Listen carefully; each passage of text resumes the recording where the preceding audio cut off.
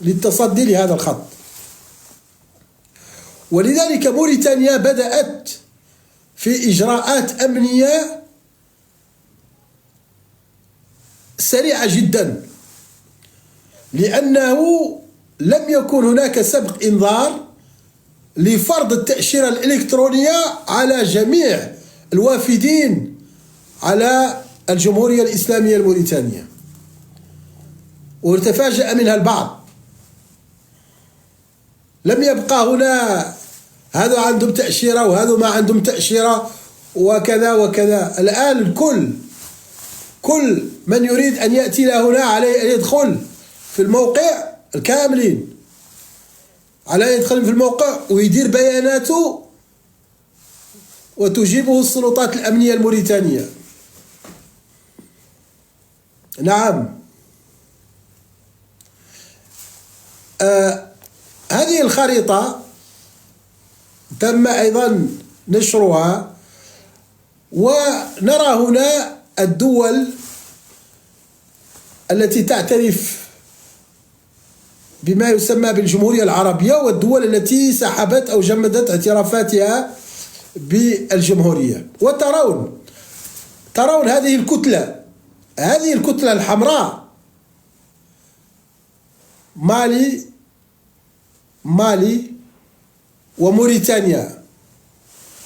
ولذلك العمل يجري على قدم وساق. وهذه أيضا ضيفها إلى الكلام الذي قلت. لن نبقى في موريتانيا مكتوفي الأيدي. وبالنسبة للأمن المستهدف، الأمن المالي الموريتاني، إذا دعت الضرورة إلى ذلك وحاول العالم الآخر فعلا أنه يواصل في هذه السياسة، ففعلا الخبر الذي يقول أن هناك تنسيق مالي موريتاني في سحب الاعتراف بالجمهورية والاعتراف بسيادة المغرب على أقاليمه الجنوبية. وهنا أقول ستكون الضربة القاضية. شكرا إلياس. ستكون الضربة القاضية والقاسمة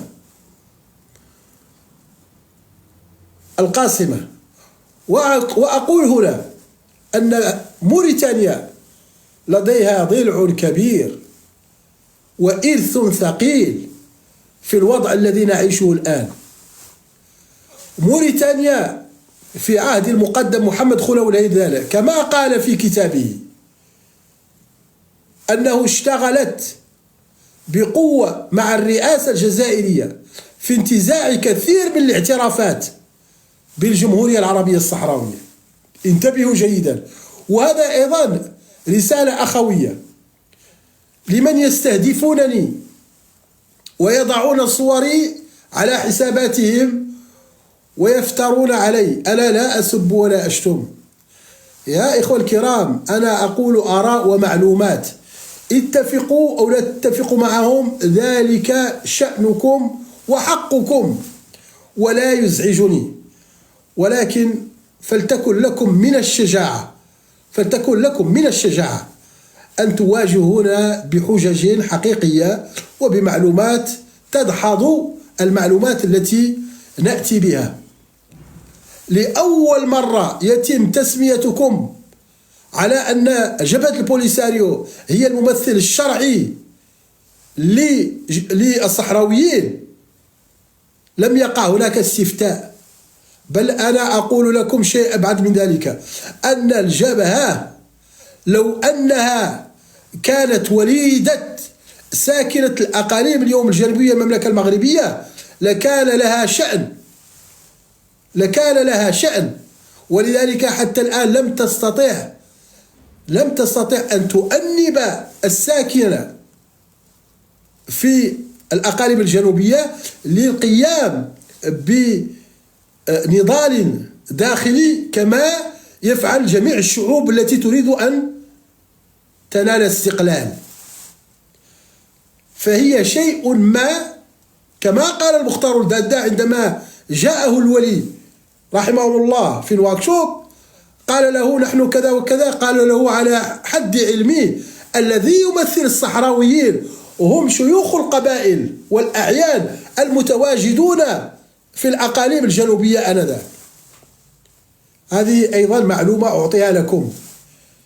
من الأسباب الهيكلية لعدم نجاح جبهة البوليساريو في مسائها السياسية قد تكون حققت في بعض الأحيان، وهذا طبيعي، انتصارات على الأرض أو انتصارات عسكرية، ولكنها آنية. هذه الانتصارات لم تعطي أبدا نتائج سياسية. إذن موريتانيا في فترة من الفترات لها ضلع كبير فيما وصلت إليه جبهة البوليساريو وفيما يسمى بالجمهورية العربية الصحراوية.